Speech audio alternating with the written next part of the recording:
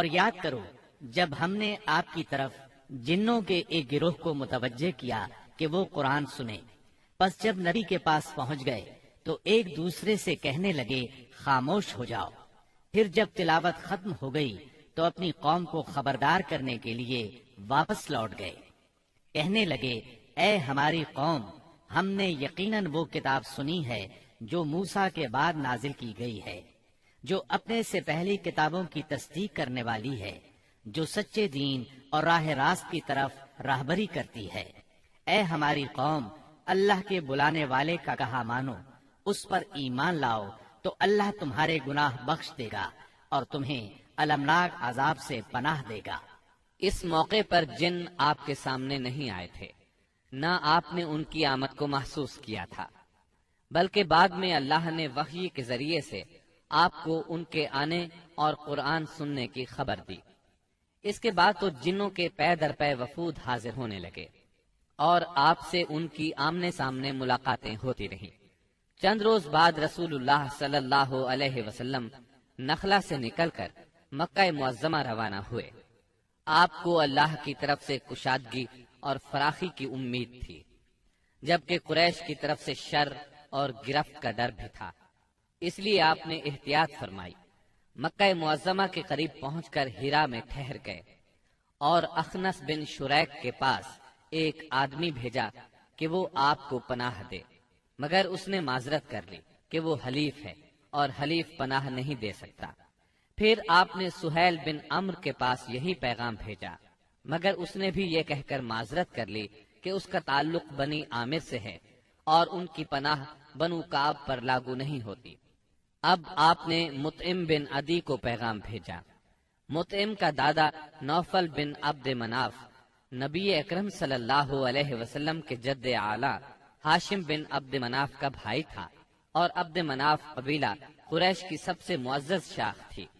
چنانچہ مطعم نے جواب میں ہاں کر دی اور خود اپنے بیٹوں کے ساتھ ہتھیار بند ہو گیا اور آپ کو بلوا بھیجا۔ آپ تشریف لائے، مسجد حرام میں داخل ہوئے، پہلے خانہ کعبہ کا طواف کیا، پھر 2 رکعت نماز ادا کی، اس کے بعد گھر تشریف لے گئے۔ اس دوران میں مطعم بن عدی اور اس کی اولاد نے مسلح حالت میں آپ کو اپنے گھیرے میں لیے رکھا، اور مطعم نے قریش میں اعلان کیا کہ اس نے محمد صلی اللہ علیہ وسلم کو پناہ دے رکھی ہے۔ قریش نے اس کی اس پناہ کو منظور کیا۔ رسول اللہ صلی اللہ علیہ وسلم کا معمول تھا کہ جب حج کا زمانہ آتا اور قبائل عرب مکہ معظمہ کے قرب و جوار میں اترتے تو آپ ایک ایک قبیلے کے پاس جاتے، اسلام کی تبلیغ فرماتے، میلوں میں جا کر بھی واعظ فرماتے، قبائل کا دورہ بھی کرتے۔ طائف سے واپس آ کر آپ نے تبلیغی سرگرمیوں کا دائرہ وسیع کر دیا۔ آپ مختلف قبائل کے محلوں میں جاتے یا مکہ سے باہر چلے جاتے، اور کہیں نہ جا پاتے تو راستوں میں کھڑے ہو جاتے، جو مسافر بھی مل جاتا اسے اللہ کا پیغام سناتے۔ آپ کی تبلیغی کوششوں سے جہاں عام آدمیوں نے اسلام قبول کیا، وہاں اثر و رسوخ رکھنے والے خواص نے بھی اس نعمت کو حاصل کیا۔ ان میں سے چند نام یہ ہیں۔ سوید بن صامت رضی اللہ عنہ، یہ انصار مدینہ کے قبیلہ خزرج سے تعلق رکھتے تھے، شاعری اور جنگ میں نمایاں تھے، امثال لقمان کے حافظ تھے، یعنی سابقہ آسمانی صحیفے کے حافظ تھے۔ یہ جب مدینہ منورہ واپس پہنچے تو جنگ بؤاس چھڑ گئی اور اسی میں قتل کر دیے گئے۔ یہ مدینے کے پہلے نوجوان تھے جو آپ کی دعوت سے متاثر ہوئے۔ ایاس بن معاذ رضی اللہ عنہ، مدینہ منورہ کے مشہور قبائل اوس اور خزرج کے خون ریز مارکوں میں قبیلہ اوس کو شکست ہوئی، اور اوس کے معزز لوگ قریش مکہ کے پاس گئے کہ خزرج کے مقابلے میں انہیں اپنا حلیف بنا لیں۔ ایاس بن معاذ اس وفد کے رکن تھے۔ آپ صلی اللہ علیہ وسلم سے ملاقات کا شرف حاصل ہوا تو اسلام قبول کیے بغیر نہ رہ سکے۔ جب یہ واپس مدینے پہنچے تو ان کا انتقال ہو گیا۔ زماد ازدی رضی اللہ عنہ، یہ یمن کے باشندے اور قبیلہ ازد شنوا کے ایک فرد تھے۔ اہل عرب میں جھاڑ پھونک اور تعویذ گنڈے کے لیے مشہور تھے۔ انہیں کسی نے آپ کے بارے میں بتایا کہ آپ پر جنات کا اثر ہے، تو یہ آپ کا علاج کرنے کی غرض سے مکہ آئے اور پہلی ہی ملاقات میں آپ کے ہاتھوں پر بیعت کر کے اسلام قبول کیا، پھر واپس یمن چلے گئے۔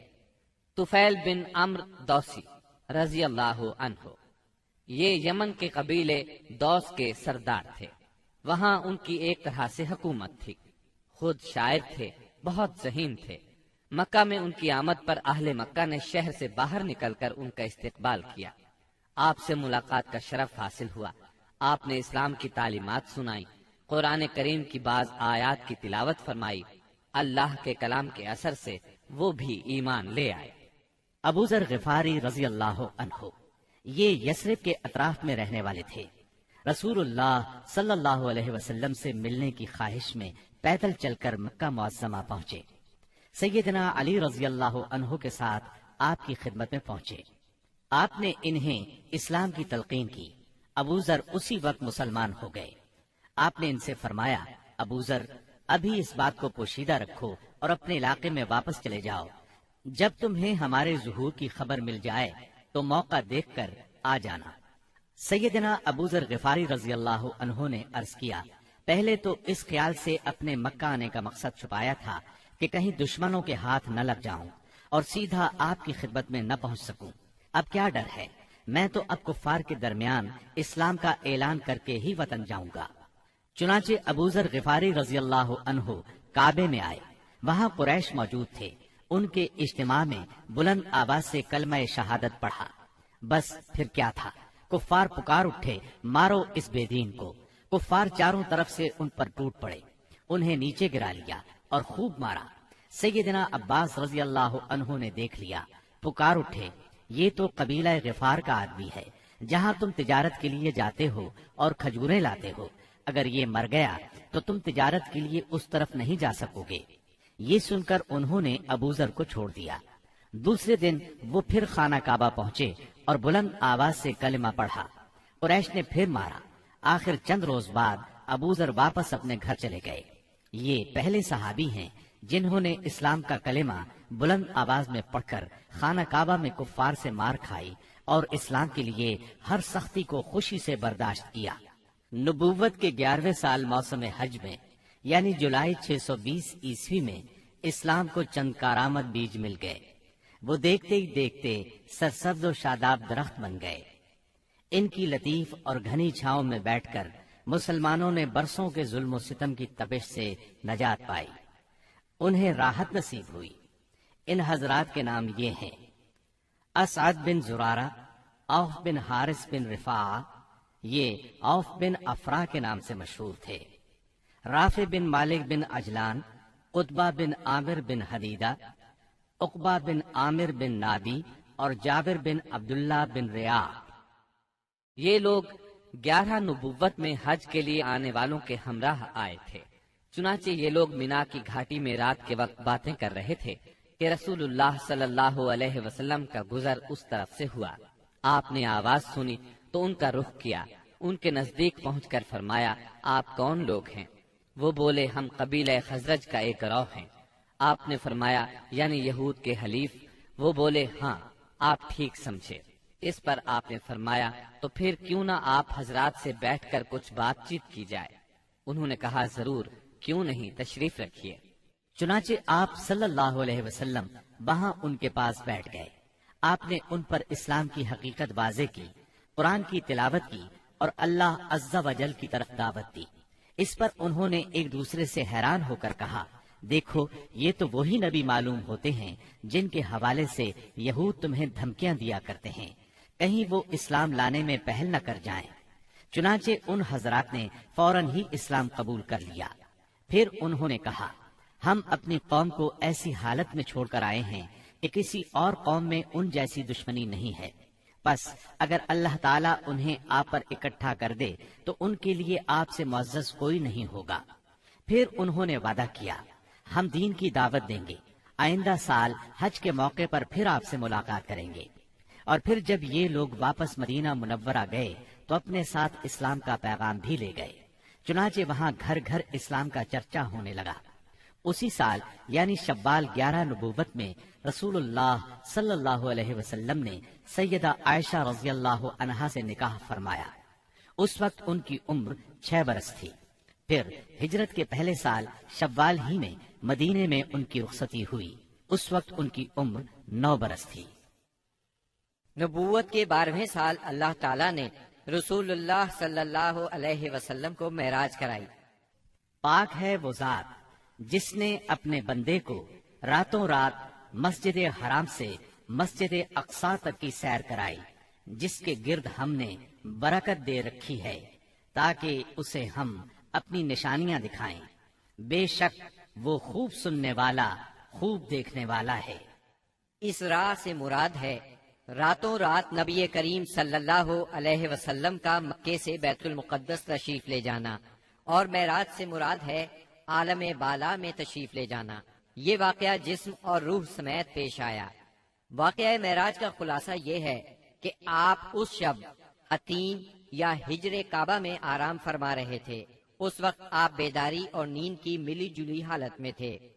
ایسے میں جبرائیل علیہ السلام تشریف لائے۔ انہوں نے آپ کے سینہ مبارک کو چاک کیا اور آب زمزم سے دھو کر ایمان اور حکمت سے بھر دیا۔ پھر آپ کے سامنے سواری کے لیے براق لایا گیا، جو گھوڑے سے قدرے چھوٹا سفید رنگ کا جانور تھا۔ اس کی تیز رفتاری کی وجہ سے اسے براق کا نام دیا گیا۔ اس کا قدم جہاں تک نظر جاتی تھی وہاں پڑتا تھا۔ اس پر سوار ہو کر آپ بیت المقدس تشریف لے گئے، مسجد اقصی میں داخل ہوئے، 2 رکعت نماز ادا کی، اس میں تمام انبیاء کی امامت کرائی۔ پھر جبرائیل علیہ السلام آپ کے پاس 2 برتن لائے، ایک میں شراب تھی، دوسرے میں دودھ۔ آپ نے دودھ پسند فرمایا۔ اس پر جبریل علیہ السلام نے کہا، آپ نے فطرت پائی، آپ کو ہدایت نصیب ہوئی اور آپ کی امت کو بھی۔ اگر آپ شراب کو پسند فرماتے تو آپ کی امت گمراہ ہو جاتی۔ اس کے بعد آپ کو بیت المقدس سے آسمان دنیا تک لے جایا گیا۔ جبریل علیہ السلام نے دروازہ کھلوایا، آپ کے لیے دروازہ کھولا گیا۔ آپ نے وہاں انسانوں کے باپ سیدنا آدم علیہ السلام کو دیکھا اور انہیں سلام کیا۔ انہوں نے آپ کے سلام کے جواب میں فرمایا مرحبا۔ انہوں نے آپ کی نبوت کا اقرار بھی کیا۔ ان کے دائیں طرف ایک گروہ تھا، جب اس گروہ کی طرف دیکھتے تو مسکراتے۔ یہ سعادت مندوں کی روحیں تھیں۔ ان کے بائیں طرف بھی ایک گروہ تھا، جب انہیں دیکھتے تو روتے۔ یہ بدبختوں کی روحیں تھیں۔ پھر آپ صلی اللہ علیہ وسلم کو دوسرے آسمان پر لے جایا گیا۔ جبرائیل علیہ السلام نے دروازہ کھلوایا، آپ کے لیے دروازہ کھولا گیا۔ آپ نے اس میں 2 خالازاد بھائیوں یعنی سیدنا عیسیٰ ابن مریم علیہ السلام اور سیدنا یحییٰ علیہ السلام کو دیکھا اور انہیں سلام کیا۔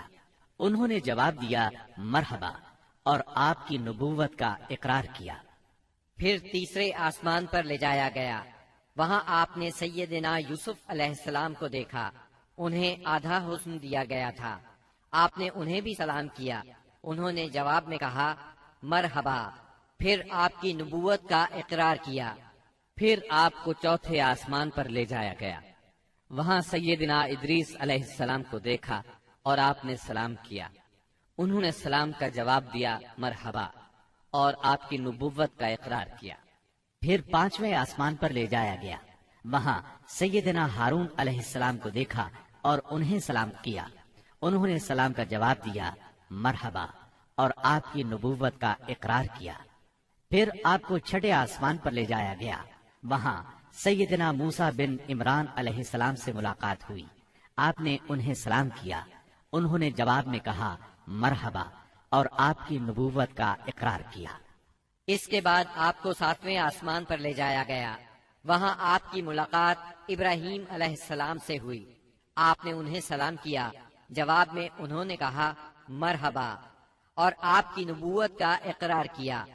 وہ اپنی پشت بیت معمور سے لگائے ہوئے تھے، جس میں روزانہ 70,000 فرشتے داخل ہوتے ہیں، اور وہاں ان کے پلٹنے کی باری نہیں آتی۔ پھر آپ کو سدرۃ المنتہا تک لے جایا گیا۔ اس کے پتے ہاتھی کے کان جیسے اور پھل بڑے کونڈوں یا ٹھیلوں جیسے تھے۔ پھر اس پر سونے کے پتنگے چھا گئے اور اللہ کے حکم سے جو کچھ چھانا تھا چھا گیا۔ اس سے وہ سدرہ یعنی بیری کا درخت تبدیل ہو کر اتنا خوبصورت ہو گیا کہ اللہ کی کوئی مخلوق اس کا حسن بیان کرنے کی تاب نہیں رکھتی۔ پھر آپ کو جبار جل جلالہ کے حضور لے جایا گیا اور آپ باری تعالیٰ کے اتنے قریب ہو گئے کہ 2 کمانوں کے برابر یا اس سے بھی کم فاصلہ رہ گیا۔ اس وقت اللہ نے آپ پر اور آپ کی امت پر دن رات میں 5 نمازیں فرض فرمائیں۔ اس میں شک نہیں کہ نماز اعلان نبوت کے ساتھ ہی فرض ہو گئی تھی، مگر اس وقت صرف فجر اور عصر کی 2 نمازیں فرض ہوئی تھیں۔ چنانچہ آپ بھی 2 نمازیں ادا فرماتے رہے اور مسلمان ہونے والوں کو بھی 2 نمازوں ہی کی تعلیم دیتے رہے، یہاں تک کہ اس موقع پر 5 نمازیں فرض ہوئیں۔ عقیدہ توحید کے بعد نماز ہی اسلام کا وہ پہلا عظیم رکن ہے جو مسلمانوں پر سب سے پہلے فرض ہوتا ہے اور سب سے آخر تک فرض رہتا ہے۔ نماز کی فرضیت صحت و بیماری، خوشی و غمی، سفر و حضر اور خوف و خطر غرض کسی بھی حالت میں مسلمان سے ساقط نہیں ہوتی۔ موسم، جگہ کی تبدیلی اور کوئی بیماری ایسی نہیں جس میں مسلمان کو نماز کی معافی ہو۔ نبی اکرم صلی اللہ علیہ وسلم نے فرمایا، نماز میری آنکھوں کی ٹھنڈک اور دل کا سرور ہے۔ پھر اسی رات نبی صلی اللہ علیہ وسلم مکہ مکرمہ واپس تشریف لے آئے۔ صبح ہوئی اور آپ نے اپنی قوم کو ان بڑی بڑی نشانیوں کی خبر دی جو اللہ جل شانہ نے آپ کو دکھلائی تھی، تو قوم کے جھٹلانے اور تکالیف پہنچانے میں اور زیادہ شدت آ گئی۔ کسی نے تالیاں بجا کر آپ کا مذاق اڑایا تو کسی نے حیرت اور انکار کے انداز میں اپنے سر پر ہاتھ رکھ لیا۔ کچھ لوگ ابو بکر صدیق رضی اللہ عنہ کے پاس گئے اور طنزیہ انداز میں بولے، کچھ سنا تمہارے دوست محمد کیا کہہ رہے ہیں؟ سیدنا ابو بکر صدیق رضی اللہ عنہ نے پوچھا، انہوں نے کیا کہا ہے؟ جواب میں انہوں نے وہ سب کچھ دوہرا دیا جو آپ نے بیان فرمایا تھا۔ اس پر سیدنا صدیق اکبر رضی اللہ عنہ نے فرمایا، اگر یہ باتیں آپ نے فرمائی ہیں تو بالکل سچ فرمائی ہیں۔ لوگوں نے کہا، گویا آپ ان کی تصدیق کرتے ہیں۔ جواب میں صدیق اکبر رضی اللہ عنہ نے عجیب بات فرمائی، کہنے لگے، میں تو اس سے بھی دور کی بات پر آپ کی تصدیق کرتا ہوں۔ آسمان سے صبح شام جو خبریں آتی ہیں میں ان میں بھی آپ کو سچا جانتا ہوں۔ ان کے اسی جواب پر ان کا لقب صدیق مشہور ہوا۔ ادھر کفار نے آپ کا امتحان لینے کا پروگرام بنایا۔ پوچھا، آپ بیت المقدس کے بارے میں تفصیل سے بتائیں۔ آپ نے اس سے قبل بیت المقدس کبھی نہیں دیکھا تھا، نہ معراج کے وقت آپ نے اس کی تفصیل ذہن میں بٹھائی تھی، لیکن اللہ نے آپ کے لیے اس کو روشن کر دیا اور آپ اس کی نشانیاں بتاتے چلے گئے۔ آپ نے ایک ایک دروازے اور ایک ایک جگہ کی تفصیل بیان فرما دی، اور وہ آپ کی کوئی بات جھٹلا نہ سکے، اس لیے کہ انہوں نے تو بارہا بیت المقدس دیکھا تھا۔ وہ صرف اتنا کہہ سکے، جہاں تک نشانیوں کا تعلق ہے وہ آپ نے درست بتائی ہے۔ پھر انہوں نے ایک قافلے کے بارے میں سوال کیا۔ وہ قافلہ ملک شام سے مکہ معظمہ کی طرف آ رہا تھا۔ آپ نے اس قافلے کے اونٹوں کی تعداد، قافلے کی دوسری تفصیل اور مکہ پہنچنے کا وقت اور جو اونٹ سب سے آگے آ رہا تھا اس کی مکمل خبر انہیں دے دی۔ پھر جو تفصیل آپ نے قافلے کی بیان فرمائی تھی وہ بالکل اسی کے مطابق مکہ معظمہ میں داخل ہوا، لیکن وہ ظالم پھر بھی آپ پر ایمان نہ لائے، اپنے کفر ہی پر ڈٹے رہے۔ ہم بتا چکے ہیں کہ نبوت کے 11ویں سال موسم حج میں یثرب کے 6 آدمیوں نے اسلام قبول کر لیا تھا اور رسول اللہ صلی اللہ علیہ وسلم سے وعدہ کیا تھا کہ اپنی قوم میں جا کر آپ کی رسالت کی تبلیغ کریں گے۔ اس کا نتیجہ یہ ہوا کہ اگلے سال جب موسم حج آیا، یعنی ذی الحج 12 نبوی بمطابق جولائی 621 عیسوی، تو 12 آدمی حاضر ہوئے۔ ان میں 10 خزرج سے اور 2 اوس سے تھے۔ خزرج کے 10 میں سے جابر بن عبداللہ بن ریعاب کو چھوڑ کر باقی 5 تو وہی تھے جو پچھلے سال آ چکے تھے، جبکہ نئے 5 یہ تھے: معاذ بن حارث یعنی معاذ بن افرا، زکوان بن عبد القیس، عبادہ بن سامت، یزید بن ثعلبہ، عباس بن عبادہ بن نزلہ، اور اوس کے 2 آدمی ابو الحسم بن الطیحان اور اویم بن سائدہ تھے۔ یہ لوگ مینا کی گھاٹی میں رسول اللہ صلی اللہ علیہ وسلم کے ساتھ جمع ہوئے۔ عقبہ کی اس بیعت کی تفصیل صحیح بخاری میں سیدنا عبادہ بن سامت رضی اللہ عنہ سے مروی ہے۔ وہ بیان کرتے ہیں کہ رسول اللہ صلی اللہ علیہ وسلم نے فرمایا، آؤ مجھ سے اس بات پر بیعت کرو کہ اللہ کے ساتھ کسی چیز کو شریک نہیں کرو گے، چوری نہیں کرو گے، زنا نہیں کرو گے، اپنی اولاد کو قتل نہیں کرو گے، اپنے ہاتھ پاؤں کے درمیان سے گھڑ کر کوئی بہتان نہیں لاؤ گے، اور کسی بھلی بات میں میری نافرمانی نہیں کرو گے۔ جو شخص یہ ساری باتیں پوری کرے گا تو اس کا اجر اللہ کے پاس ہے، اور جو شخص ان میں سے کسی چیز کا ارتکاب کر بیٹھا پھر اسے دنیا ہی میں اس کی سزا دی گئی تو یہ اس کے لیے کفارہ ہوگی، اور جو شخص ان میں سے کسی چیز کا ارتکاب کر بیٹھا پھر اللہ نے اس پر پردہ ڈال دیا تو اس کا معاملہ اللہ کے حوالے ہے، وہ چاہے تو سزا دے چاہے تو معاف کر دے۔ سیدنا عبادہ فرماتے ہیں کہ ہم نے اس پر آپ سے بیعت کی۔ بیعت پوری ہو گئی اور حج ختم ہو گیا تو نبی کریم صلی اللہ علیہ وسلم نے ان کے ساتھ مصعب بن عمیر رضی اللہ عنہ کو روانہ فرمایا تاکہ وہ لوگوں کو قرآن پڑھائیں اور دین سکھائیں۔ سیدنا مصعب بن عمیر رضی اللہ عنہ نے ابو امامہ اسعد بن زرارہ رضی اللہ عنہ کے گھر قیام فرمایا، پھر دونوں اسلام کی تبلیغ کے لیے سرگرم ہو گئے۔ اس کے بعد اگلے سال موسم حج سے پہلے مصعب بن عمیر رضی اللہ عنہ بہت سی کامیابیوں کی بشارتیں لیے مکہ معظمہ واپس آ گئے۔ موسم حج 13 نبوت میں یثرب کے 70 سے زیادہ مسلمان حج کی ادائیگی کے لیے مکہ تشریف لائے۔ یہ اپنی قوم کے مشرک حاجیوں میں شامل ہو کر آئے تھے۔ مسلمانوں نے طے کیا کہ رسول اللہ صلی اللہ علیہ وسلم کو مدینہ منورہ آنے کی دعوت دیں گے۔ چنانچہ یہ لوگ ایام تشریق کے درمیانے روز یعنی 12 ذی الحجہ کو رات کے وقت جمرہ عقبہ کے پاس گھاٹی میں جمع ہوئے۔ یہ کل 75 آدمی تھے، 62 خزرج کے اور 11 اوس کے، ان کے ساتھ 2 عورتیں بھی تھیں، اور یہ اجتماع بالکل خفیہ طریقے سے ہوا۔ نبی اکرم صلی اللہ علیہ وسلم اپنے چچا سیدنا عباس رضی اللہ عنہ کے ساتھ ان لوگوں کے پاس پہنچے۔ سیدنا عباس رضی اللہ عنہ ابھی تک مسلمان نہیں ہوئے تھے، لیکن اپنے بھتیجے کے معاملے میں اطمینان چاہتے تھے، اس لیے سب سے پہلے انہوں نے ہی بات کی۔ بولے، رسول اللہ صلی اللہ علیہ وسلم اپنی قوم اور اپنے شہر میں عزت اور حفاظت کے ساتھ ہیں، لہٰذا اگر تمہارا یہ خیال ہے کہ تم انہیں جس چیز کی طرف بلا رہے ہو اسے نبھاؤ گے اور انہیں ان کے مخالفین سے بچا لو گے تو تم نے جو ذمہ داری اٹھائی ہے اسے اچھی طرح جان لو، ورنہ ابھی سے انہیں چھوڑ دو۔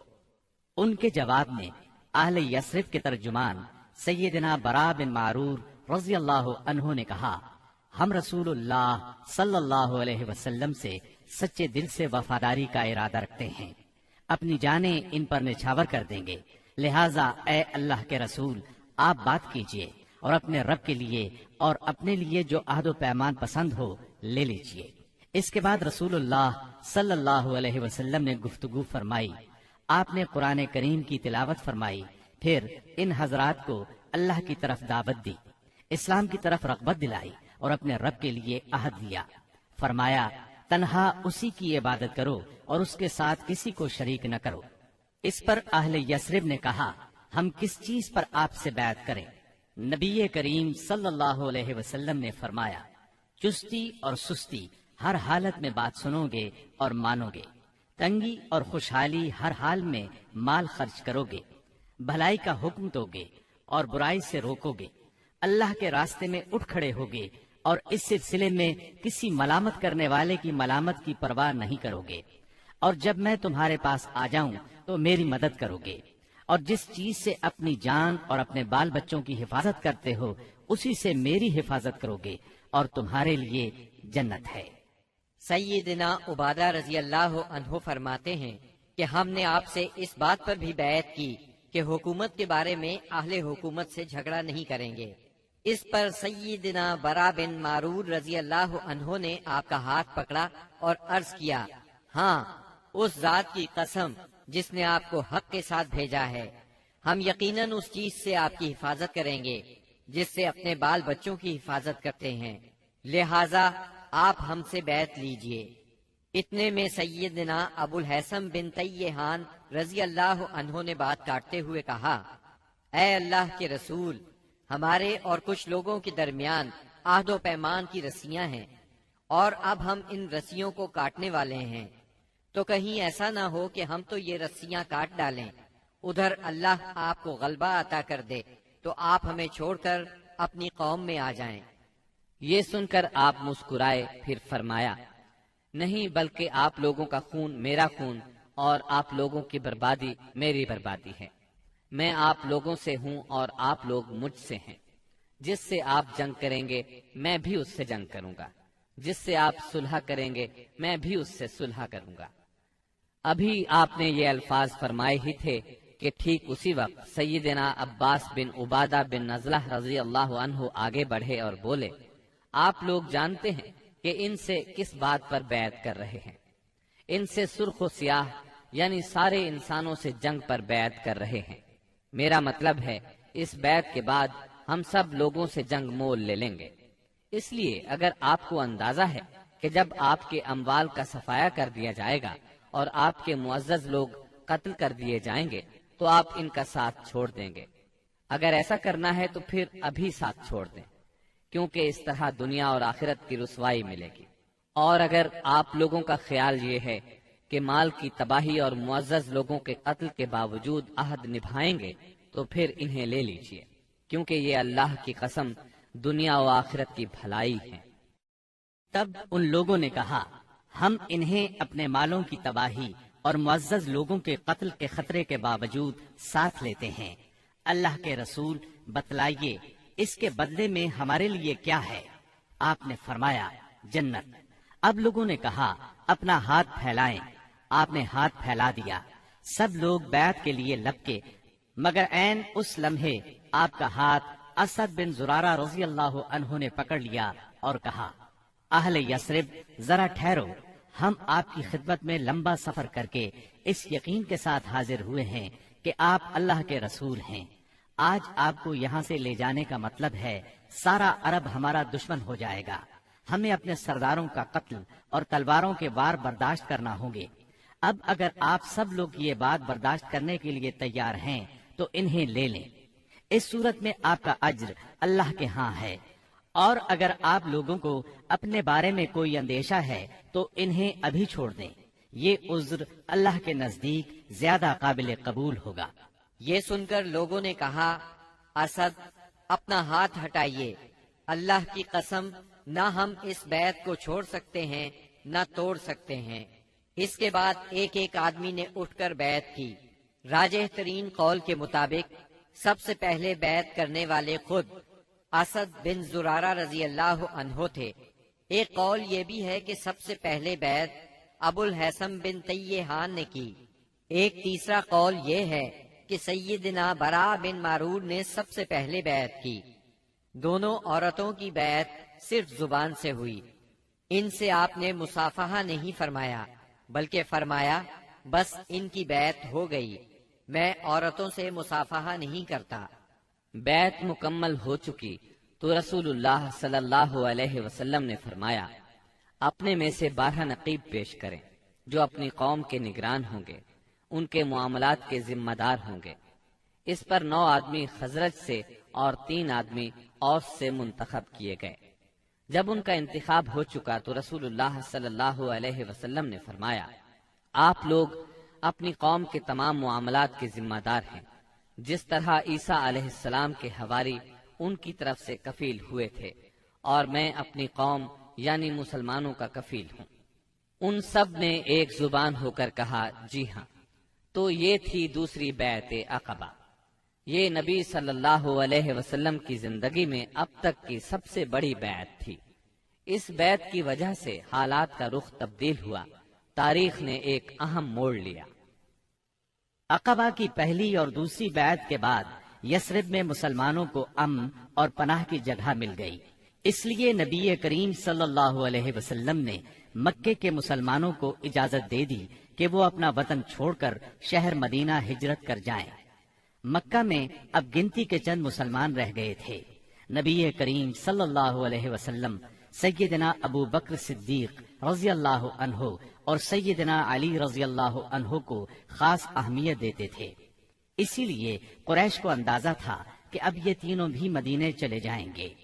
انہیں مسلمانوں کی مدینہ منورہ کی طرف ہجرت اور وہاں ان کے اجتماع سے اپنے دین، اپنی تجارت اور اپنے وجود کے لیے بھی خطرہ محسوس ہوا۔ چنانچہ وہ 26 صفر 14 نبوت بمطابق 16 ستمبر 22 عیسوی جمعرات کے دن پہلے پہر غور و خوض کے لیے دار الندوہ میں جمع ہوئے۔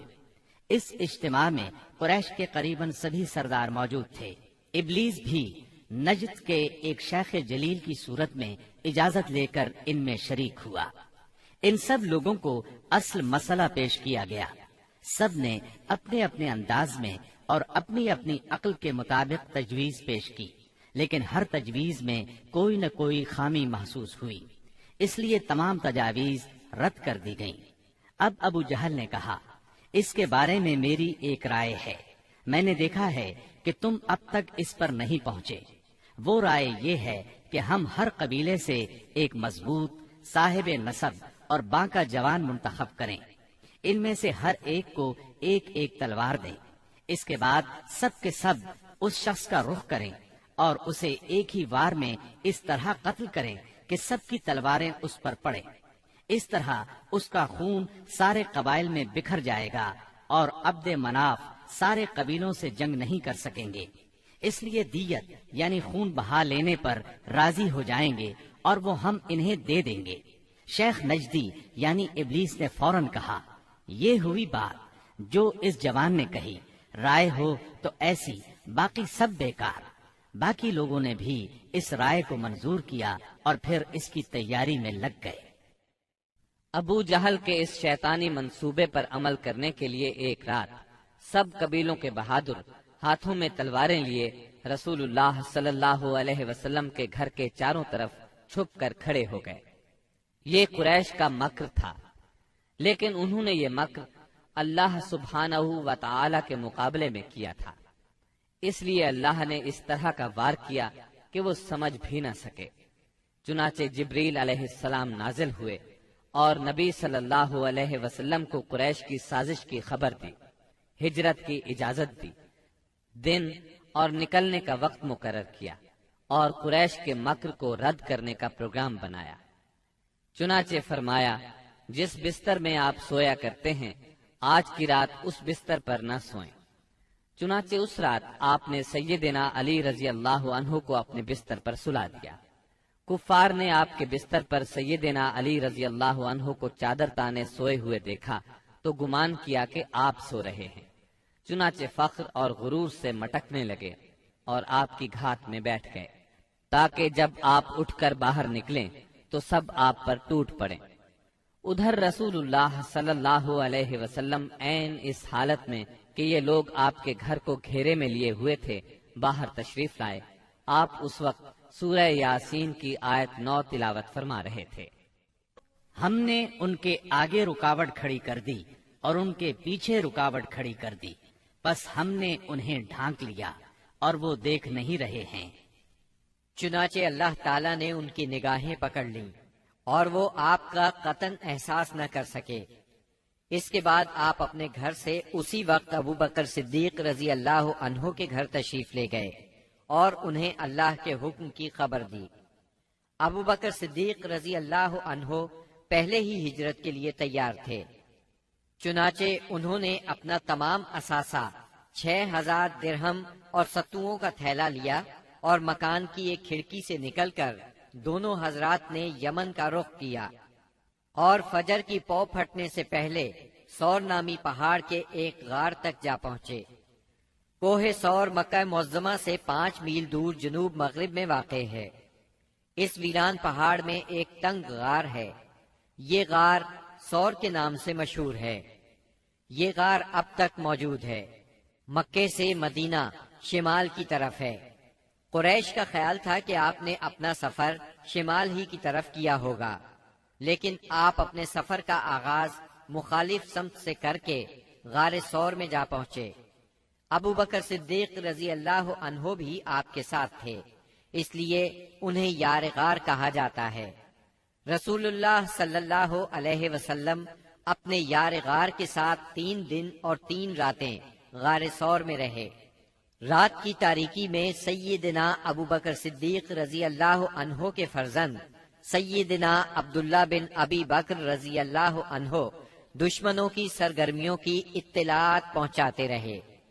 ادھر سیدنا ابو بکر صدیق رضی اللہ عنہ کے غلام عامر بن فہیرہ بکریاں چراتے رہتے، اور جب رات کا ایک حصہ گزر جاتا تو ان بکریوں کو لے کر ان کے پاس پہنچ جاتے۔ اس طرح دونوں حضرات دودھ نوش فرما لیتے۔ پھر صبح سویرے ہی عامر بن فہیرہ بکریاں ہانک کر چل دیتے، اور وہ بکریوں کو عبداللہ بن ابی بکر رضی اللہ عنہ کے قدموں کے نشانات پر سے لے جاتے تاکہ وہ نشانات مٹ جائیں۔ باقی رہے قریش تو ان کے جوان رسول اللہ صلی اللہ علیہ وسلم کے اٹھنے کے انتظار میں گھر کو گھیرے بیٹھے رہے، یہاں تک کہ صبح ہو گئی۔ صبح ہونے پر جب سیدنا علی رضی اللہ عنہ آپ کے بستر سے اٹھے تو قریش کے ہوش اڑ گئے۔ انہوں نے سیدنا علی رضی اللہ عنہ سے آپ کے بارے میں پوچھا تو انہوں نے جواب دیا، مجھے علم نہیں۔ اس پر انہوں نے سیدنا علی رضی اللہ عنہ کو مارا اور گھسیٹ کر خانہ کعبہ تک لے گئے۔ کچھ دیر قید رکھا، پھر جب محسوس کیا کہ انہیں قید میں رکھنے کا کوئی فائدہ نہیں تو چھوڑ دیا۔ اس کے بعد یہ لوگ سیدنا صدیق اکبر رضی اللہ عنہ کے گھر آئے۔ ان کی صاحبزادی سیدہ اسماء رضی اللہ عنہا سے ان کے بارے میں پوچھا۔ انہوں نے فرمایا، مجھے معلوم نہیں۔ اس پر خبیث ابو جہل نے ان کے رخسار پر اس زور کا تماچا مارا کہ کان کی بالی گر گئی۔ پھر انہوں نے ہر طرف آپ کی تلاش شروع کر دی اور یہ اعلان بھی کیا، جو کوئی ان دونوں کو زندہ یا مردہ حاضر کرے اسے ہر ایک کے بدلے 100 اونٹ انعام میں دیے جائیں گے۔ اس طرح بہت سے لوگ انعام کے لالچ میں نکل کھڑے ہوئے۔ کچھ تلاش کرنے والے غار ثور تک بھی جا پہنچے۔ وہ غار کے اس قدر نزدیک پہنچ گئے کہ اگر جھک کر نیچے دیکھ لیتے تو انہیں دیکھ لیتے۔ یہ صورتحال دیکھ کر سیدنا ابو بکر صدیق رضی اللہ عنہ فکر مند ہوئے۔ آپ صلی اللہ علیہ وسلم نے انہیں غمزدہ دیکھ کر فرمایا، ابو بکر، ایسے 2 آدمیوں کے بارے میں کیا خیال ہے جن کا تیسرا اللہ ہو؟ غم نہ کرو، یقیناً اللہ ہمارے ساتھ ہے۔ اس واقعے کا ذکر سورہ توبہ کی آیت 40 میں آیا ہے۔ اگر تم اس کی مدد نہ کرو گے تو اس کی اللہ نے مدد کی ہے، جس وقت انہیں کافروں نے نکالا تھا کہ وہ 2 میں سے دوسرا تھا، جبکہ وہ دونوں غار میں تھے۔ جب وہ اپنے ساتھی سے کہہ رہے تھے کہ تو غم نہ کر، اللہ ہمارے ساتھ ہے، پھر اللہ نے اپنی طرف سے تسکین نازل فرما کر ان لشکروں سے اس کی مدد کی جنہیں تم نے دیکھا ہی نہیں۔ اس نے کافروں کی بات کو پست کر دیا، اور بات تو اللہ ہی کی بلند ہے، اور اللہ زبردست حکمت والا ہے۔ پیر کی رات ربیع الاول یکم ہجری کو نبی کریم صلی اللہ علیہ وسلم غار ثور سے باہر تشریف لائے۔ آپ نے ایک شخص عبداللہ بن عریقت کو اجرت پر رہنمائی کے لیے مقرر کر لیا تھا۔ یہ شخص اگرچہ قریش کے دین پر تھا، لیکن اس پر آپ کو اعتماد تھا۔ وہ وعدے کے مطابق 2 سواریاں لیے جبل ثور کے دامن میں آ گیا، اور رسول اللہ صلی اللہ علیہ وسلم اور سیدنا ابو بکر صدیق رضی اللہ عنہ نے کوچ کیا۔ ان کے ساتھ عامر بن فہیرہ بھی تھے۔ عبداللہ بن عریقت آپ کو لیے پہلے جنوب کی جانب یمن کے رخ پر دور تک چلا، پھر مغرب کی طرف مڑا اور ساحل سمندر کا رخ کیا۔ ساحل کے قریب پہنچ کر وہ شمال کی طرف مڑ گیا اور ایک ایسے راستے پر چلا کہ اس پر کوئی مشکل ہی سفر کرتا تھا۔ دوسرے دن یہ مختصر سا قافلہ ایک خیمے کے پاس پہنچا۔ یہ خیمہ قدید کے اطراف میں مشلل کے علاقے میں تھا۔ مشلل مکہ معظمہ سے 130 کلومیٹر کے فاصلے پر ہے۔ اس خیمے میں ایک عورت موجود تھی۔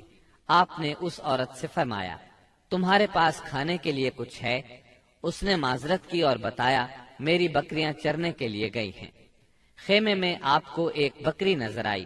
وہ بہت کمزور تھی، ریوڑ کے ساتھ نہیں جا سکتی تھی، اس لیے خیمے میں موجود تھی۔ اس کے تھنوں میں نام کو بھی دودھ نہیں تھا۔ رسول اللہ نے فرمایا، اگر آپ اجازت دیں تو ہم اس بکری کا دودھ دوہ لیں۔ یہ سن کر اس نے کہا، اس بکری میں دودھ کہاں؟ آپ نے فرمایا، آپ اجازت تو دیں۔ اس نے اجازت دے دی۔ آپ نے اسے دوہا تو دودھ سے ایک برتن بھر گیا۔ برتن اتنا بڑا تھا کہ ایک پوری جماعت مل کر اس کو اٹھا سکتی تھی۔ ام معبد کی حیرت کی انتہا نہ رہی۔ آپ نے پہلے اسے دودھ پلایا، جب وہ سیر ہو گئی تو اپنے ساتھیوں کو پلایا۔ جب وہ بھی سیر ہو گئے تو آپ نے دودھ نوش فرمایا۔ پھر اس برتن کو تھنوں کے نیچے رکھ کر دودھ دوہا۔ وہ برتن دوبارہ بھر گیا۔ برتن ام معبد کے پاس چھوڑ کر آپ آگے روانہ ہوئے۔ بکریاں چرا کر جب اس عورت کا خاوند گھر آیا تو دودھ سے بھرا برتن دیکھ کر حیران ہوا۔ دریافت کرنے پر ام معبد نے ساری بات کہہ سنائی۔ نبی صلی اللہ علیہ وسلم کا حلیہ سر سے لے کر پاؤں تک اور بات چیت کا انداز تک اسے بتایا۔ یہ سن کر ابو معبد بول اٹھا، یہ تو واللہ صاحب قریش ہیں۔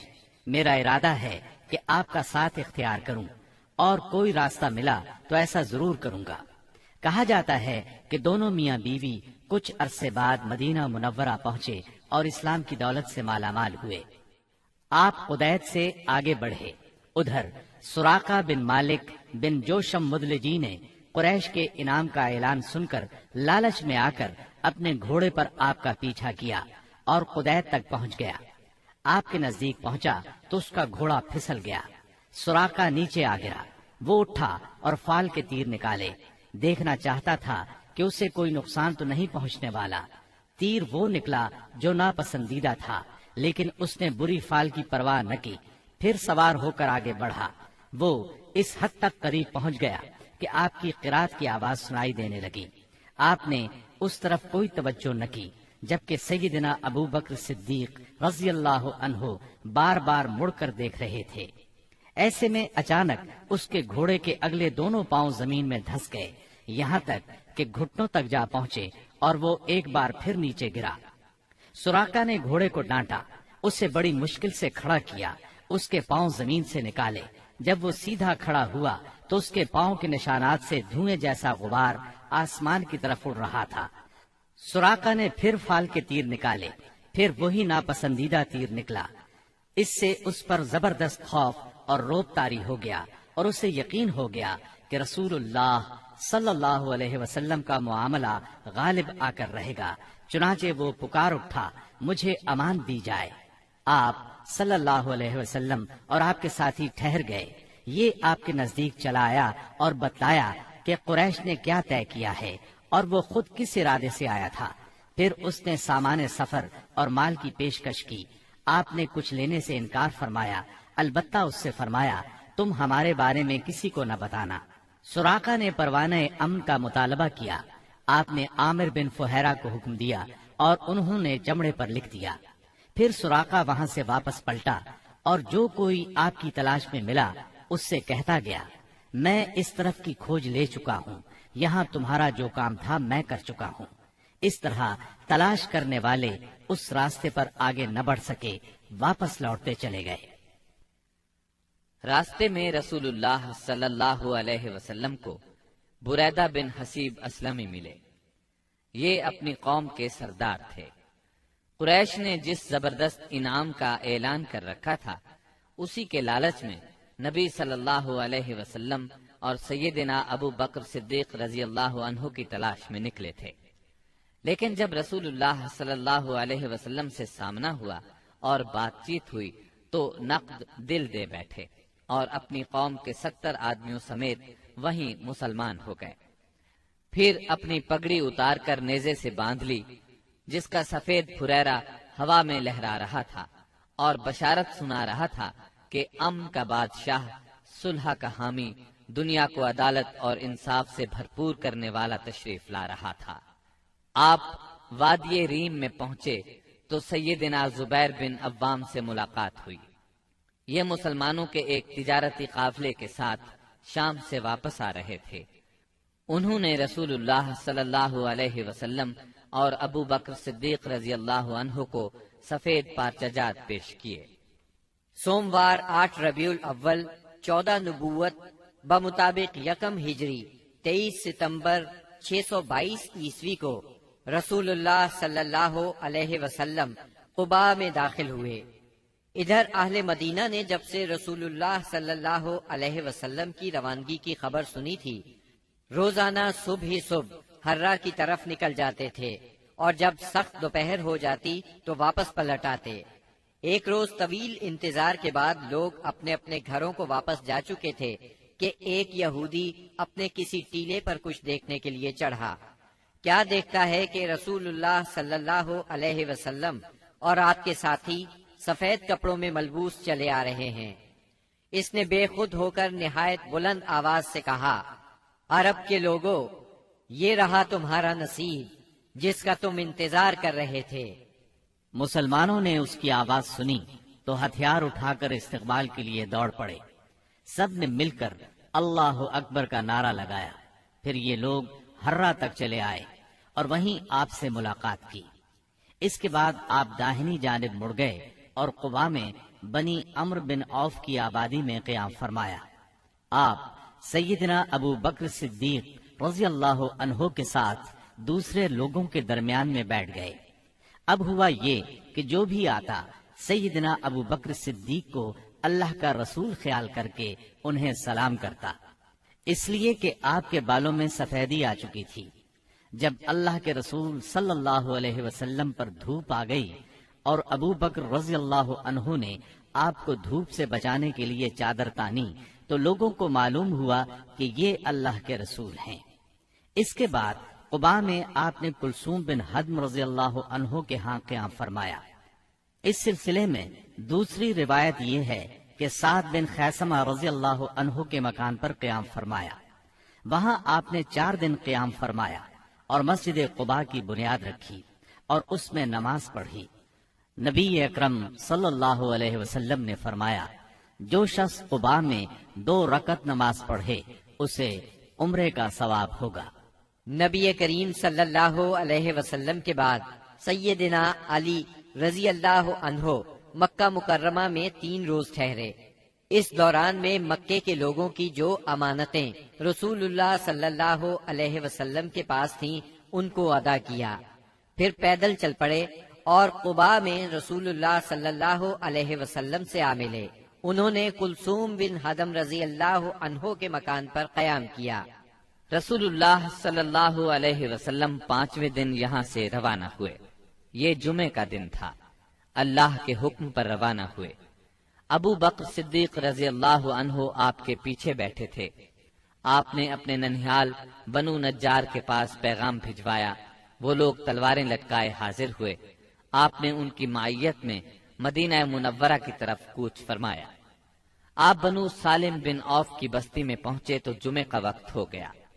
آپ نے وہیں بطن وادی میں جمعے کی نماز پڑھائی جس میں 100 آدمی شریک تھے۔ جمعے کے بعد نبی کریم صلی اللہ علیہ وسلم نے مدینے کا رخ کیا۔ اس وقت تک لوگ استقبال کے لیے امڈ آئے تھے۔ گھر اور گلی کوچے حمد و تسبیح سے گونج رہے تھے اور انصار کی بچیاں خوشی و مسرت سے یہ اشعار پڑھ رہی تھیں۔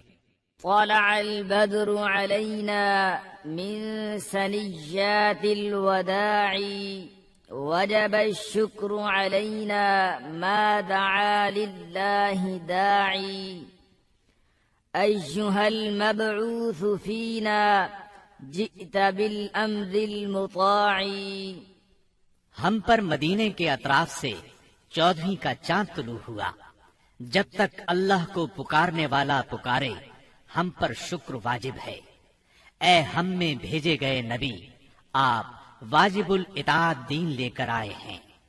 رسول اللہ صلی اللہ علیہ وسلم انصار کے جس محلے سے بھی گزرتے اس محلے کے لوگ آپ کی اونٹنی کی نکیل پکڑ لیتے اور عرض کرتے، ہم لوگ حاضر ہیں، ہمارے ہاں قیام فرمائیں، ہم سب ساز و سامان اور ہتھیاروں کے ساتھ آپ کی حفاظت کریں گے۔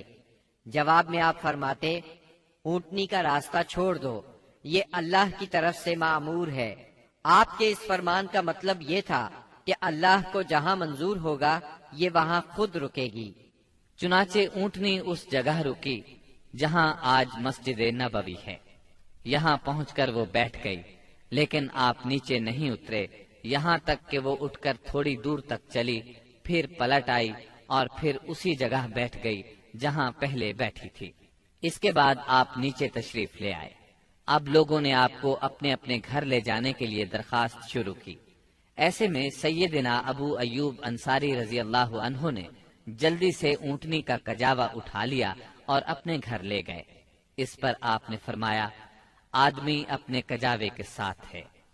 ادھر سیدنا اسعد بن زرارہ رضی اللہ عنہ نے آ کر اونٹنی کی نکیل پکڑ لی، چنانچہ یہ اونٹنی انہی کے پاس رہی۔ صحیح بخاری میں سیدنا انس رضی اللہ عنہ سے روایت ہے کہ نبی صلی اللہ علیہ وسلم نے فرمایا، یہاں سے ہمارے کس آدمی کا گھر زیادہ قریب ہے؟ سیدنا ابو ایوب انصاری رضی اللہ عنہ فوراً بول اٹھے، اے اللہ کے رسول، میرا یہ دیکھیے، یہ رہا میرا مکان اور یہ رہا میرا دروازہ۔ نبی کریم صلی اللہ علیہ وسلم نے فرمایا، جاؤ اور ہمارے لیے قیلولہ کی جگہ تیار کرو۔ انہوں نے عرض کی، آپ دونوں حضرات تشریف لے چلیں، اللہ برکت دے۔ اس طرح میزبانی کا شرف سیدنا ابو ایوب انصاری رضی اللہ عنہ کے حصے میں آیا۔ جب رسول اللہ صلی اللہ علیہ وسلم مدینہ منورہ میں قیام پذیر ہو چکے تو آپ نے سیدنا زید بن حارثہ اور سیدنا ابو رافع رضی اللہ عنہما کو مکہ معظمہ بھیجا۔ وہ نبی کریم صلی اللہ علیہ وسلم کی دونوں صاحبزادیوں سیدہ ام کلثوم اور سیدہ فاطمہ، ام المومنین سیدہ سودا، ام ایمن اور سیدنا اسامہ بن زید رضی اللہ عنہ کو ساتھ لے آئے۔ ان کے ہمراہ سیدنا ابو بکر صدیق رضی اللہ عنہ کے فرزند عبد الرحمن بن ابی بکر بھی اپنے گھرانے کے افراد سیدہ ام رومان، سیدہ عائشہ اور سیدہ اسماء رضی اللہ عنہن کو لے کر مدینہ منورہ آ گئے۔ اب نبی اکرم صلی اللہ علیہ وسلم کی مدنی زندگی شروع ہوئی۔ اس دور کو 3 حصوں میں تقسیم کیا جا سکتا ہے۔ پہلا دور، اس میں فتنے بپا کیے گئے، اندر سے رکاوٹیں کھڑی کی گئیں اور باہر سے آ کر دشمنوں نے مدینہ منورہ کو صفحہ ہستی سے مٹانے کے لیے چڑھائیاں کی۔ یہ دور صلح حدیبیہ ذیقعد 6 ہجری پر ختم ہو جاتا ہے۔ دوسرا دور، اس میں بت پرست قیادت کے ساتھ صلح ہوئی۔ یہ دور فتح مکہ 8 ہجری پر ختم ہوتا ہے۔ اس دور میں دنیا کے بادشاہوں کو دین کی دعوت دی گئی۔ تیسرا دور، اس میں اللہ کی مخلوق دین میں فوج در فوج داخل ہوئی۔ اسی دور میں مدینہ منورہ میں مختلف قوموں اور قبیلوں کے وفود آئے۔ یہ دور نبی اکرم صلی اللہ علیہ وسلم کی حیات مبارکہ کے آخری دنوں تک ہے، یعنی ربیع الاول 11 ہجری تک۔ مدینہ منورہ پہنچنے کے بعد نبی کریم صلی اللہ علیہ وسلم نے سب سے پہلے مسجد تعمیر کرنے کا فیصلہ فرمایا۔